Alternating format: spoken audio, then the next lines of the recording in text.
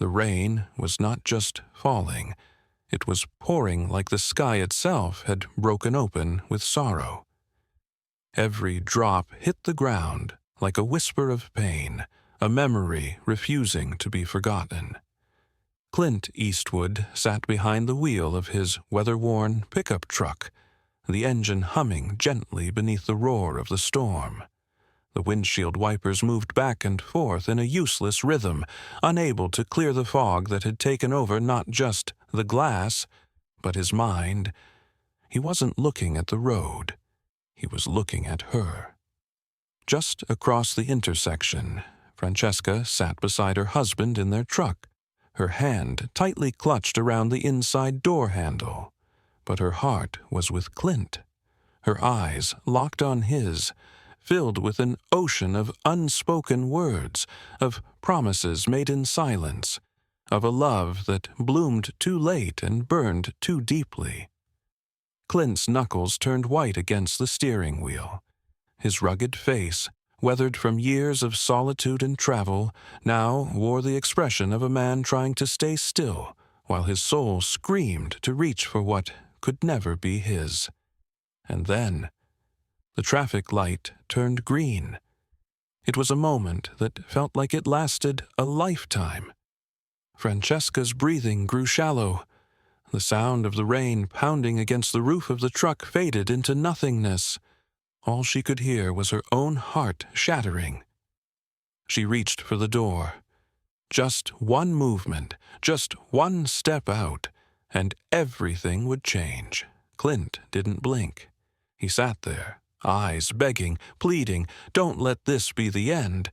But he didn't move. He couldn't, because he knew love is not always about holding on. Sometimes it's about letting go. Outside, the rain continued to fall, mercilessly. And in that fleeting eternity at a lonely crossroads, two souls said goodbye, without ever saying a word. Before the rain, before the crossroads, before the silent goodbye, there were 4 days, just 4 days. But for Clint Eastwood and Francesca, they were not ordinary days. They were a lifetime packed into a fleeting moment. Clint had come into her life quietly, a photographer passing through Madison County, Iowa, looking for covered bridges to capture with his camera. He hadn't planned on finding anything else. And Francesca, she was a housewife, a mother, an invisible part of her own life. Her days were routine, measured by the sound of the kitchen clock, the smell of overcooked dinners, and the distant laughter of children who were growing up faster than she was ready for. But when Clint knocked on her door that day, looking for directions, something shifted. It wasn't loud. It wasn't dramatic. It was stillness, that rare kind of stillness that speaks louder than noise. Their conversation started casually, about roads, bridges, photography, and weather. But beneath every sentence was a heartbeat.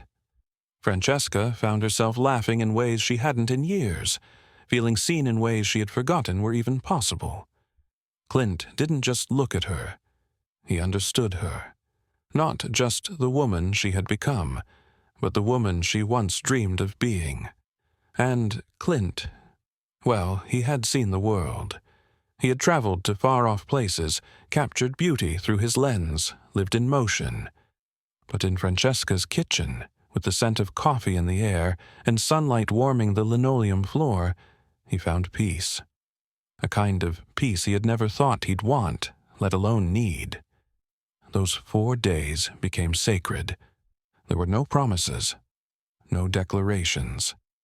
Just a slow, aching realization that what they had found in each other was something people spend lifetimes searching for, and still never find. But they both knew, deep down, that their love was not built for this world. It was too honest, too fragile. Francesca had a family, a home, a life carefully built over years of compromise and silent sacrifice. And Clint was a traveler, a man not made to stay in one place. Yet for 4 days, They forgot all that. For 4 days, they simply existed for each other, in whispers and glances, in shared meals and quiet laughter, in the way Francesca touched his hand when she thought no one was looking, in the way Clint looked at her, like she was the last beautiful thing left in the world. They didn't need more time. They needed no more proof. Love had arrived, not to stay, but to awaken them, to remind them that they were still alive, that they could still feel something so powerful, so true, that it hurt.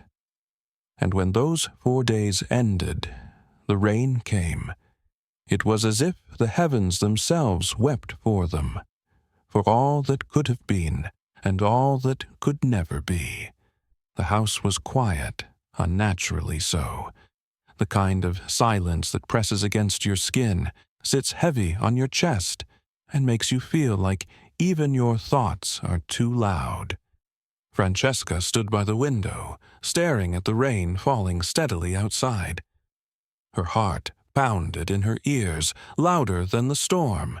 She could see Clint's truck parked just across the street, still, waiting. He hadn't left. Her husband sat beside her in the driver's seat, oblivious to the war raging inside his wife. He was focused on the road ahead, drumming his fingers against the steering wheel to some rhythm only he could hear. He didn't notice the tremble in her hand. He didn't see how her eyes kept drifting to the rearview mirror. But Clint saw her. Even from the distance, even through the rain, Clint saw everything. He saw the way she leaned forward just slightly, the way her fingers gripped the door handle, knuckles white, breath caught in her throat, the way her entire body was screaming to run to him. And for a moment, just one, she almost did. She could see it all. The door flinging open, her feet hitting the pavement, running barefoot through the rain, toward the only man who had ever made her feel truly alive. She saw herself climbing into that truck, her hand slipping into his, their eyes locking with 1,000 unsaid promises. A new life, a different ending. But the moment didn't come, because love is cruel that way. Francesca's hand tightened around the door handle, her entire world balanced on that single trembling decision. The past, the future, the what-ifs, all colliding in her chest, crushing her. Inside Clint's truck, he didn't honk. He didn't shout. He just looked at her, with eyes that said, "If you want this, I am here. But I won't make you choose me. You have to choose yourself." And that was the hardest part. Because Francesca wasn't just choosing between two men. She was choosing between duty and desire, between who she had become and who she still dreamed of being. A single tear escaped her eye, trailing down her cheek as the rain fell harder outside. She turned her head slowly and let go of the handle. The light turned green. Clint didn't move. He waited, hoping, breaking. And Francesca, her soul shattering into pieces, did not open the door. Clint Eastwood sat motionless in the driver's seat, the engine humming softly beneath him like a quiet sob. The rain cascaded down the windshield in heavy streaks, blurring the world outside, but not enough to erase the image of her, Francesca, just a few feet away, frozen in that other truck, holding on to a life she no longer felt part of. He had seen it all, the hesitation, the ache, the silent war inside her. And when her hand fell from the door handle, when she turned away, it felt like watching the sun disappear behind the horizon, not knowing if it would ever rise again. Clint's eyes remained fixed on her for a moment longer, hoping against hope that she might change her mind. That maybe, just maybe, she'd throw open the door and run to him, rain be damned, that she'd choose herself for once in her life. But she didn't. She never looked back. He blinked slowly, his heart a weight he could no longer carry. One hand gently reached for the gear shift, the other wiped the rain from his brow, though it might as well have been tears. As the truck rolled forward, he didn't floor the gas. He drove slowly, deliberately, as if dragging every second, trying to hold on to the moment just a little longer. Every inch he moved away from that intersection felt like a piece of him was being peeled off and left behind.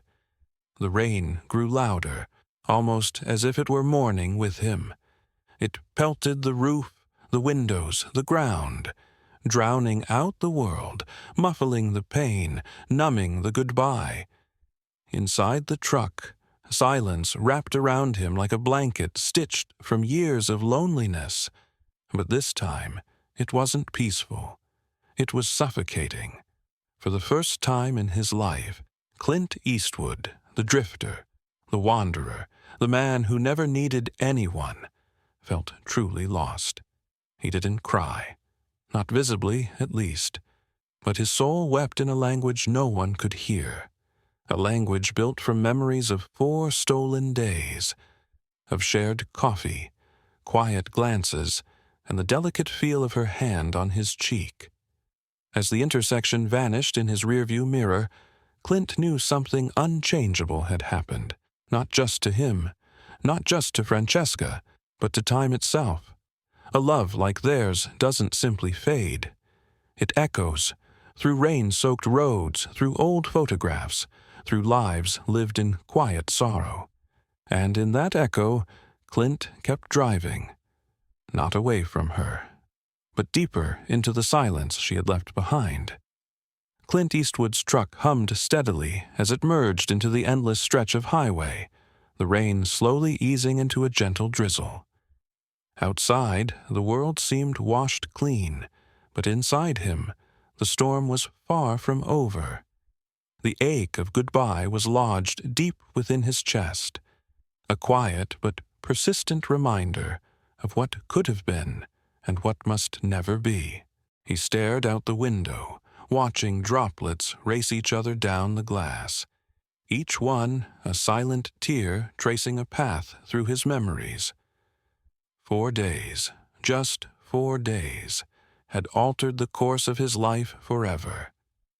A brief, brilliant flame that burned too fiercely and then flickered out, leaving behind shadows that danced on every road he traveled.